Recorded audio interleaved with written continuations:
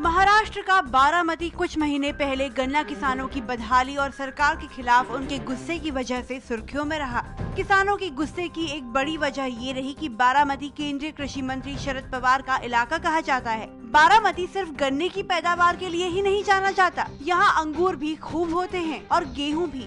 बारामती से शरद पवार के रिश्ते की बात करें तो सबसे पहले वो यहीं से विधानसभा पहुंचे और बाद में संसद तक का सफर तय किया। एनसीपी अध्यक्ष पवार अभी माढ़ा से सांसद हैं, जबकि बारामती से उनकी बेटी सुप्रिया सुले सांसद हैं और यूपीए गठबंधन ने उन्हें एक बार फिर यहां से उम्मीदवार बनाया है। सुप्रिया के मुकाबले आरएसपी से महादेव जनकर मैदान में हैं, जो हाल ही में एनडीए में शामिल हुए हैं, जबकि आम आदमी पार्टी ने रिटायर्ड आईपीएस अफसर सुरेश खोपड़े को टिकट दिया है। बारामती लोकसभा में कुल 6 विधानसभा सीटें हैं। इनमें से 2 सीट कांग्रेस के पास है, जबकि एक सीट शिवसेना, बीजेपी, एनसीपी और निर्दलीय के पास है। बारामती में पीने और खेती के लिए पानी की कमी इस बार सबसे बड़ा चुनावी मुद्दा है। बारामती में 17 अप्रैल को वोट डाले जाएंगे। देश भर के नतीजे 16 मई को आएंगे।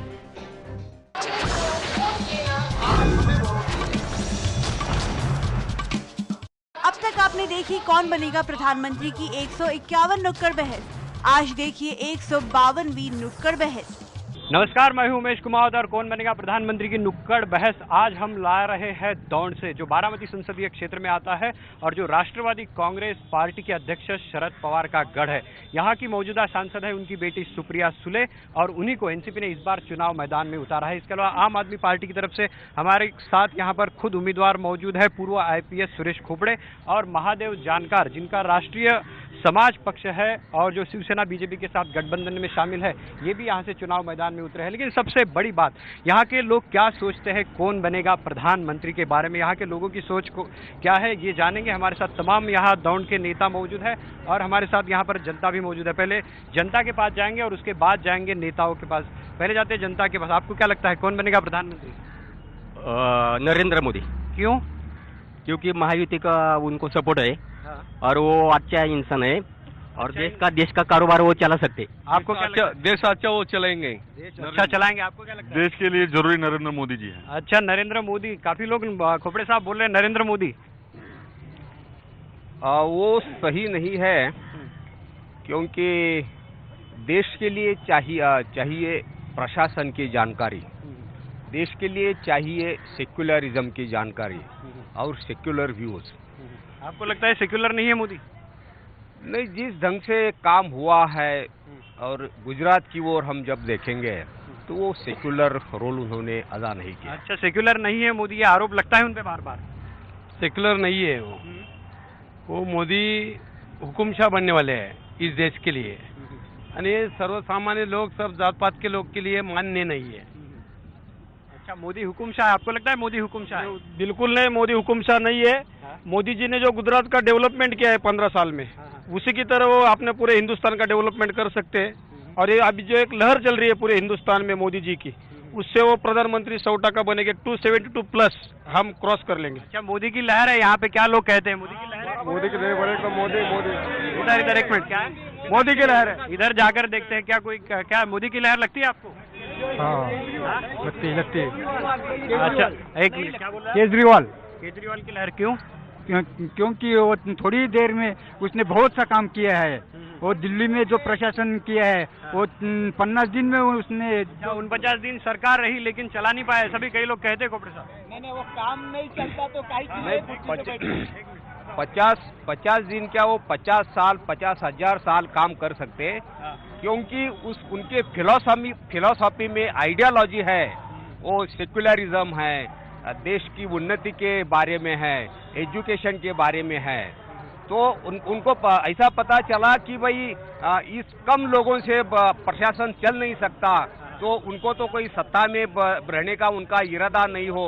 दूसरे पार्टियों जैसा वो पैसा देकर तो खासदार आमदार या खासदार वो तो लेना नहीं चाहते थे। अच्छा, जो खरीद नहीं सकते, कह रहे हैं कि विधायकों को खरीद नहीं सक रहे थे इसलिए सरकार गिर गई। नहीं, वैसी कोई बात नहीं है। खरीद फरोख्त अलग बात है, लेकिन मुझे ऐसा लगता है कि महाराष्ट्र में शरद पवार और अजित पवार और देश में राहुल गांधी और सोनिया गांधी। कहना चाहते शरद पवार प्रधानमंत्री बनेंगे?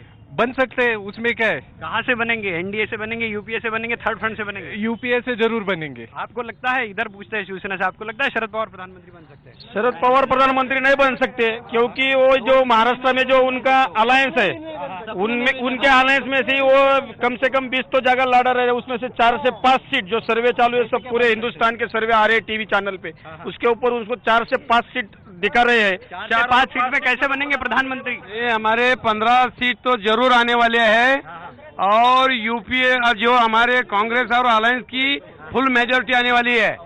हाँ, और उसके बाद हम देखो, ये जैसे वो मोदी साहब गुर्गियों को बासिंग मानते हैं ना, ऐसा बासिंग हमारे कोई भी आदमी को नहीं है, कोई भी आदमी को नहीं है। हम क्या कहना चाहते हैं? इस वक्त देश को समझने की जरूरत है, चलाना दूर की बात है, नरेंद्र मोदी की बस की बात नहीं है। अच्छा, नरेंद्र मोदी देश को समझ नहीं सकते? नरेंद्र मोदी देश को समझ नहीं सकते? संभाल सकता है, लेकिन 276 का आंकड़ा वो पार नहीं कर सकता, इसलिए वो कांग्रेस को तो आना ही नहीं देगा। ममता बनर्जी 30-35 सीट लेके आएगा। ममता बनर्जी अच्छा, ये कह रहे कि कोई नहीं आएगा, कोई नहीं आएगा, क्या आपको लगता है? एक मिनट, शरद पवार 15 वर्ष कृषि मंत्री हो गया। नहीं, मराठी नहीं, वो कह रहे कि कोई नहीं आएगा। वो कह रहे कि कोई नहीं आएगा, ना कांग्रेस आएगी ना बीजेपी आएगी। और नहीं, हमें तो उम्मीद है कि केजरीवाल का सरकार अब आएगा, केजरीवाल पंतप्रधान बनेंगे, क्योंकि वो उनके पास जो दिशा है वैसी दिशा और कौन सी भी पार्टी के। ये वो कह रहे केजरीवाल प्रधानमंत्री बनेंगे। केजरीवाल पंतप्रधान बनेंगे ना, तो सब देश का सत्यानाश हो जाएगा। इसीलिए जो कांग्रेस और अलायंस का ही पंतप्रधान बन जाएगा। अच्छा, कांग्रेस और अलायंस का ही बनेगा?